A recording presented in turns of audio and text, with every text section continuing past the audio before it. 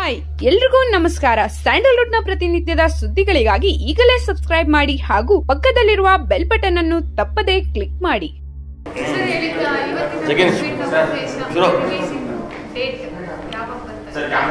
ಇಲ್ಲ, actually date ಅಂತಲ್ಲ, ಇವತ್ತೊಂದು ಸಾಂಗನ್ನು ವಿಜುವಲ್ಸನ್ನು ರಿಲೀಸ್ ಮಾಡ್ತಾ ಇದ್ದೀನಿ.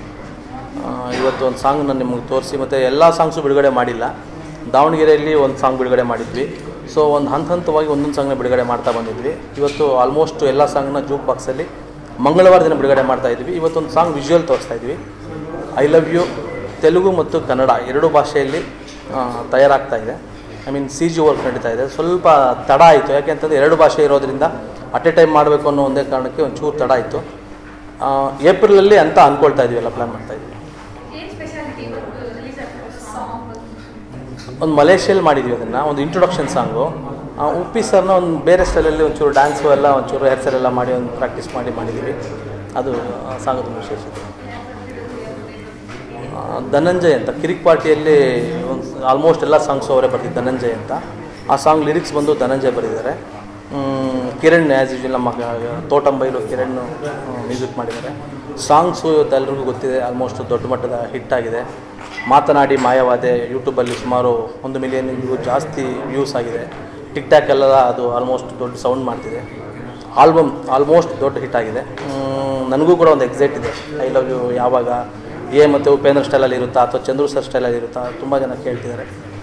ಓವರಾಲ್ ಒಂದು ಯಾವತ್ತೂ ಒಂದು ಸಿನಿಮಾ ಸಾಂಗ್ಸ್ ಹಿಟ್ಟಾದಾಗಲೇ ಯಾವಾಗಲೂ ಒಂದು ಇನ್ವಿಟೇಷನ್ನು.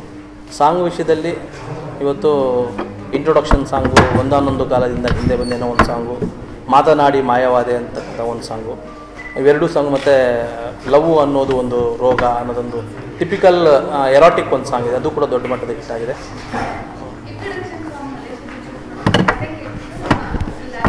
ಇಲ್ಲ, ಕಮರ್ಷಿಯಲ್ ಆಗಿ ಕತೆ ಕೇಳೋದಕ್ಕೂ ಮತ್ತು ಕಮರ್ಷಿಯಲ್ಲಾಗಿ ಒಂದು ಸ್ವಲ್ಪ ಒಂದಷ್ಟು ಮಾಡಬೇಕು ಅಂದ್ಕೊಂಡು ಒಂದನ್ನು ಇಂಟ್ರೊಡಕ್ಷನ್ ಸಾಂಗ್ ಅಂತ ಮಲೇಷಿಯಲ್ಲಿ ಮಾಡಿದ್ವಿ.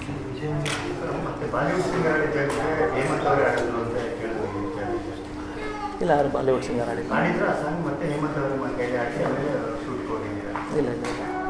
ಇಲ್ಲ ಹೇಮಂತ್ ಅವ್ರ ಸಾಂಗ್ ಇಲ್ಲವೇ ಇಲ್ಲ. ಹೇಮಂತ್ ಅವ್ರ ಸಾಂಗೇ ಆಡಿಲ್ಲ ನಮ್ಮ ಪಿಕ್ಚರ್.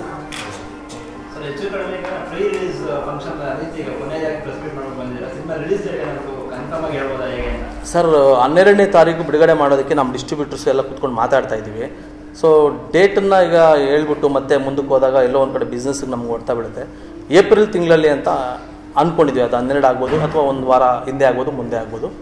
ನೋಡ್ಕೊಂಡು ಪ್ಲ್ಯಾನ್ ಮಾಡ್ಕೊಂಡು ಏಪ್ರಿಲ್ ಬಿಡುಗಡೆ ಮಾಡೋಣ ಅಂದ್ಕೊಂಡಿದ್ವಿ. ತೆಲುಗು ಮತ್ತು ಕನ್ನಡ ಎರಡು ಲ್ಯಾಂಗ್ವೇಜ್ ಇದು ಮಾಡ್ತೀವಿ.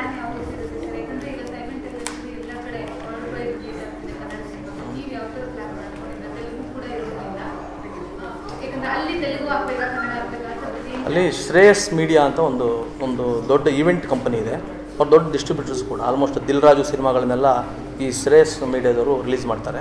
ಸೊ ಆ ಕಂಪನಿಯವ್ರು ಬಂದು ನಮ್ಮ ಜೊತೆ ನಮ್ಮ ಸಿನಿಮಾನ ಒಂದು ರೇಟಿಗೆ ಮಾತಾಡಿ ತೊಗೊಂಡಿದ್ದಾರೆ. ಸೊ ಅದನ್ನು 11ನೇ ತಾರೀಕು ಹೈದರಾಬಾದಲ್ಲಿ ಒಂದು ದೊಡ್ಡ ಮಟ್ಟದ ಒಂದು ಅಲ್ಲಿ ಈವೆಂಟ್ ಮಾಡ್ತಾಯಿದ್ದೀವಿ. ಅಲ್ಲಿ ಸಾಂಗ್ಸ್ ರಿಲೀಸು ಮತ್ತು ಒಂದು ಟ್ರೈಲರ್ ಲಾಂಚ್ ಮಾಡ್ತಾಯಿದ್ವಿ. ಸೊ ಅದು ಮಾಡಿದಾಗ ಅಲ್ಲಿ ತೆಲುಗುಗೂ ಕೂಡ ಒಂದು ವಿಚಾರ, ತೆಲುಗುಗೆ ಅಂತಲೇ ಒಂದು ಬೇರೆ ಟ್ರೈಲರು, ಈ ಸಾಂಗ್ಸ್ಗೂ ಕೂಡ ವಾಯ್ಸ್ ಬೇರೆ ಮಿಕ್ಸ್ ಎಲ್ಲ ಮಾಡಿ ರೆಡಿ ಮಾಡಿದ್ವಿ. ಸೊ ಅದು ಫಸ್ಟ್ ಸ್ಟಾರ್ಟು 11ನೇ ತಾರೀಕಿಂದ ತೆಲುಗಲ್ಲಿ ಸ್ಟಾರ್ಟ್ ಆಗುತ್ತೆ. ಅದನ್ನು ಆ ಕಂಪ್ನಿ ನೋಡ್ಕೊಳುತ್ತೆ. ಅಲ್ಲಿ ಬೇರೆ ಪ್ರೊಡ್ಯೂಸರು, ಅಂದರೆ ನಾನೇ ಪ್ರೊಡ್ಯೂಸರ್ ಇದ್ದರು, ನನ್ನ ತೊಗೊಂಡಿರೋದು ಬೇರೆಯವರು, ಬೇರೆ ಕಂಪನಿಯವರು. ಹಂಗಾಗಿ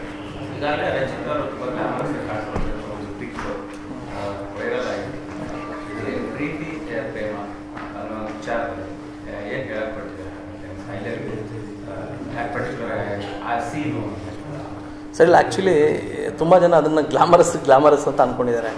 ಈಗ ಅದೇ ಥರ ಐಶ್ವರ್ಯ ರೈ ಅವ್ರ ಸಾಂಗ್ಸ್ ನೋಡಿದ್ದೀವಿ. ಆಲ್ಮೋಸ್ಟ್ ಎಲ್ಲ ಆ್ಯಕ್ಟ್ರಸ್ಗಳನ್ನು ಸಿಚುವೇಶನ್ ಡಿಮ್ಯಾಂಡ್ ಮಾಡಿದಾಗ ಆಯಾ ಪಾತ್ರಕ್ಕೆ ತಕ್ಕಂತೆ ಆ ನ್ಯಾಯ ಒದಗಿಸಿರ್ತಾರೆ. ಇಲ್ಲಿ ಎಲ್ಲರೂ ಅಂದ್ಕೊಳ್ಳೋ ಥರ ಏನೂ ಇಲ್ಲ. ಅಲ್ಲೊಂದು ಸಿಚುವೇಶನ್ ಬರುತ್ತೆ. ಆ ಸಿಚುವೇಶನ್ಗೆ ಏನು ಬೇಕು ಅದನ್ನು ಒಂದಷ್ಟು ಎರೋಟಿಕ್ಕಾಗಿ ಒಂದು ಸ್ವಲ್ಪ ಗ್ಲಾಮರಲ್ಲೇ ಸ್ವಲ್ಪ ಎರೋಟಿಕ್ ಇದೆ. ಹಾಗಾಗಿ ಅಷ್ಟೇ. ಅದು ನೀವು ನೋಡಿದ್ರೆ ಲಿರಿಕೆಲ್ಲ ಮಾತನಾಡಿ ಮಾಯವಾದೆ, ಈ ಲಿರಿಕೆಲ್ಲ ನೋಡಿದಾಗ ನಾವೆಲ್ಲೋ ಮೆಲೋಡಿಯಸ್ ಆಗೇ ಇದೆ. ನಾವೇನು ಅಂದ್ಕೊಂಡಾಗೆ ಎರೋಟಿಕ್ ಏನಿಲ್ಲ. ಬಟ್ ಎಲ್ಲೋ ಒಂದು ಕಡೆ ಒಂದು ಚಿಕ್ಕ 2-3 ಶಾರ್ಟ್ ನೋಡಿ, ಇದೇನೋ ಬೇರೆ ಥರ ಇದೆಯಾ, ರಚಿತಾ ಅವ್ರು ಈ ಥರ ಮಾಡಿದಾರ ಅಂತ ಸಾಕಷ್ಟು ವೈರಲ್ ಆಯಿತು, ಟಿಕ್ ಟಾಕ್ ಆಗ್ತಿದೆ. ತುಂಬ ಜನ ಫಸ್ಟ್ ಟೈಮು ಎರೋಟಿಕ್ ಮಾಡಿದಾರ ರಚಿತಾ ಅವರು ಅಂತೆಲ್ಲ ಅಂದ್ಕೊಳ್ತಿದ್ದಾರೆ.